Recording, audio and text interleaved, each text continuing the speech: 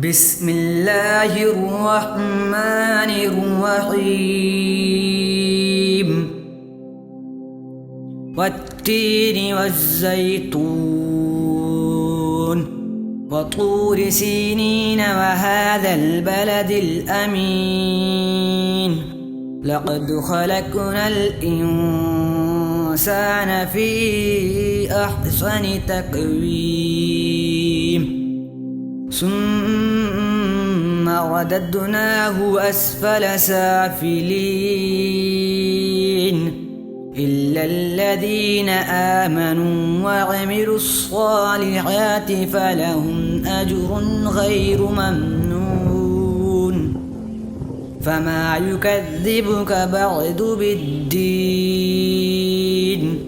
أليس الله بأحكم الحاكمين